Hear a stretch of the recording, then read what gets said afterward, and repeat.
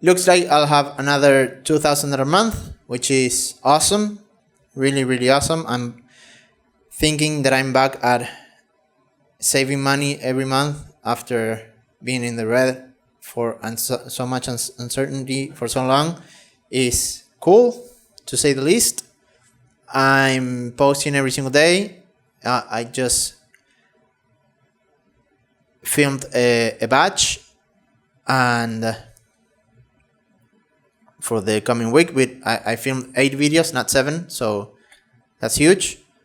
And that made me think of making 7 videos every single week, 8 videos every single week instead of 7, to work ahead, instead of what I've been saying these weeks of, okay, if I in between sessions I do another session with 7 videos, I'll be 1 week ahead, which will cover for any thing that happens in case one week I cannot film, which is it will never happen because it would be an excuse, because I don't go on holidays, vacation, because I don't care, at least for now, or I don't want to sound like Alex Armosi, even though he influences me a lot, and I know that, and I like that.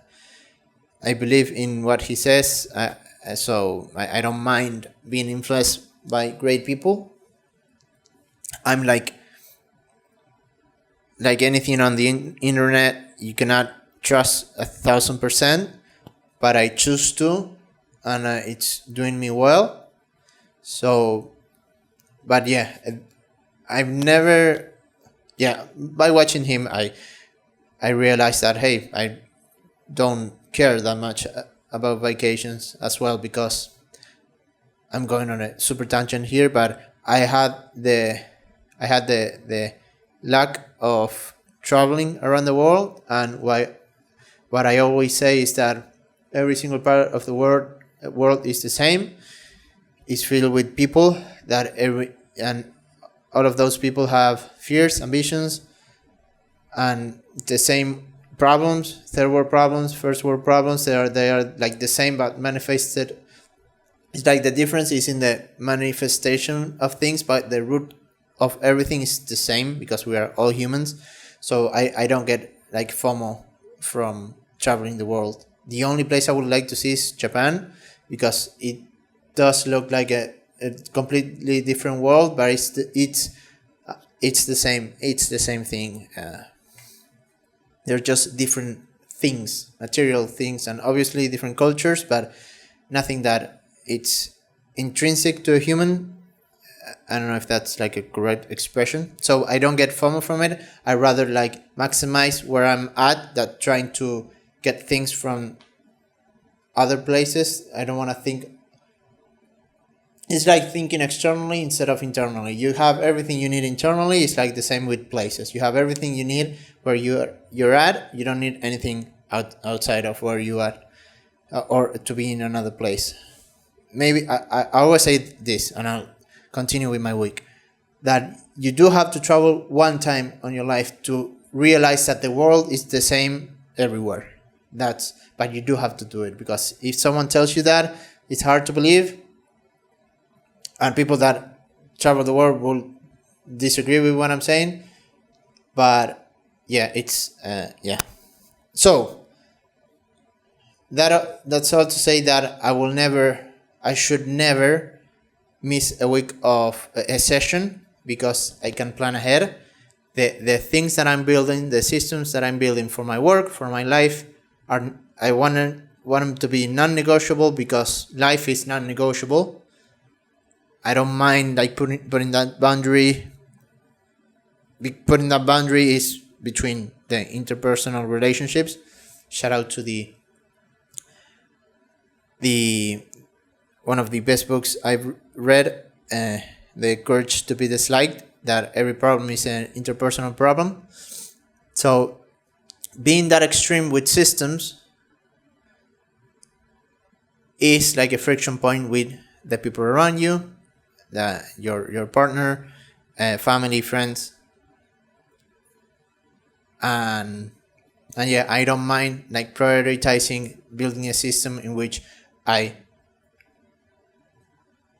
work gets done as fast as possible and as best as possible, to then have a lot of time for myself and for my people. But in order to give that time to my people, I first have to have all of those things in place, because I come first. We all come first. You cannot, even if you put other people first, the best way to put other people first is by putting you first, because you'll have things to give, right? You cannot help someone if you are helpless. I think that's hopefully that made sense. But yeah, so I'm building that. I wanna build like a simple to-do list. I changed like a filter on Airtable. These are the little things that I think make so much sense on simplifying everything, even project management tools. These are these little things, which is, I had my to-do list with the and the category. I'm having trouble with that word again. Categories. The categories are my clients, right? Each client is a category, and I've grouped them. I first had it sorted by due date, so it makes a lot of the clients, right? And now it's sorted by due dates, but grouped by client. It sounds dumb. It is dumb that I just made that change. It's so much easier now to follow things, because in each group I have the most important thing up top, and that's it. I know which clients I want to prioritize. And some clients are like in the low rankings, meaning that I don't care if you are pressed for time in some things. If one of my bigger clients have other things that are pressed for time, I'll take care of that first. And that also gives me like the opportunity to say, hey, you want more focus from me, you have to pay more, because right now I'm super affordable, and now it's tangible to charge more based on, if you want more reliability, you want faster work, you have to pay more. It's like pay to win, right?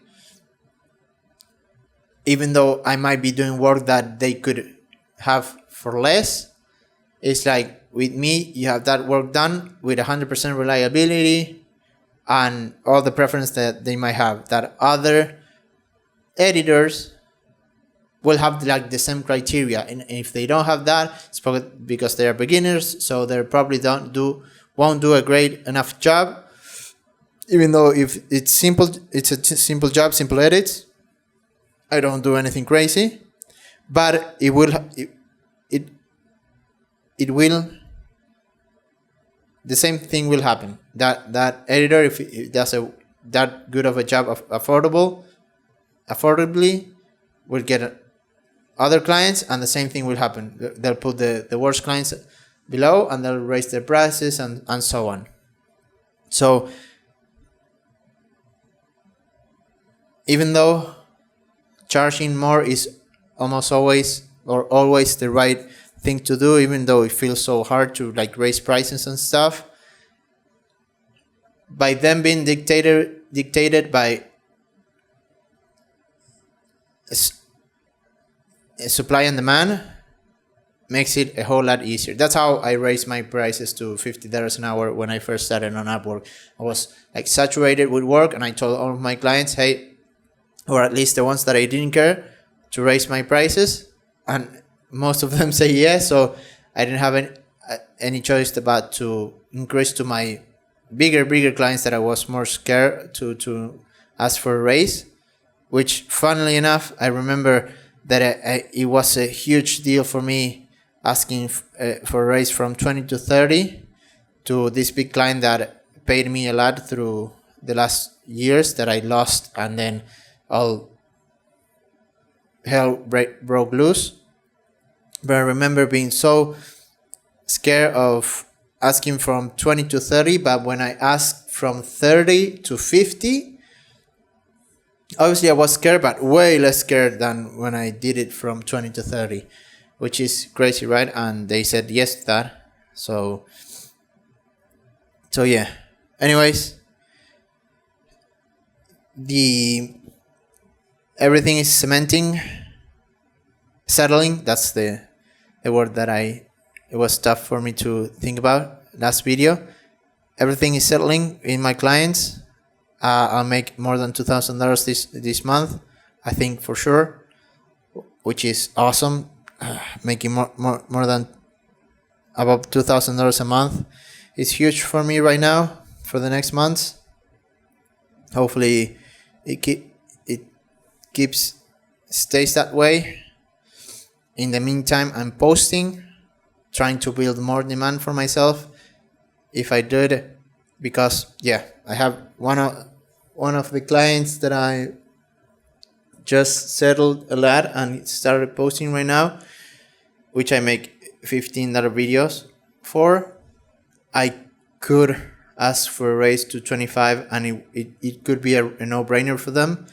That would change things a lot, because if I start getting clients for $25 a video and they are consistent, that means $750 a month, which if I have 3 clients like that is $2,250 a month, right? Yeah, which would be like I'm done. It's like, and it would be what, 3 hours a day of work. It would be awesome.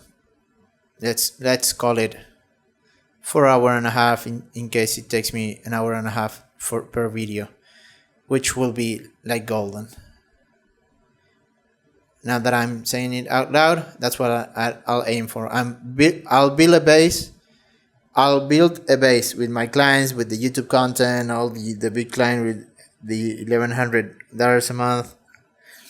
It's all like scattered in terms of the workload and scope of work. But if in parallel I can build this of $25 videos, a video a day, even ask for it in advance so they have like commitment. Maybe not, because I want to still keep that on-demand pricing, meaning they pay based on the work they do, but obviously make them commit with their action instead of money, which obviously is more difficult. But if you achieve it, you get great clients, great relationships with no pressure. If I build that in parallel, I can even delegate some work and start making money as a business instead of as a freelancer, as an agency. So things are looking good. I'll keep putting in the work. I need to be more focused, even though I didn't have perfect days, but way better days. I want to still have perfect days. I'm pumped. Like every Thursday, I'm pumped up after these videos, saying I'll do it this week. But hopefully, slowly but surely, I get to that perfect days system and way of living. Unapologetically, that's what I need to do to finally do it. To build that unapologetically and let the chips fall where they may, and by that I mean all the interpersonal relationships that I have, right? So I think most of the pressure that I put in myself is more imaginary, which probably is, like Socrates, I think, said. Like, I've lived many crises in my life, most of which happened in my mind. Something like that was. So, more than enough. Thank you for watching the entire video, and I'll see you next week.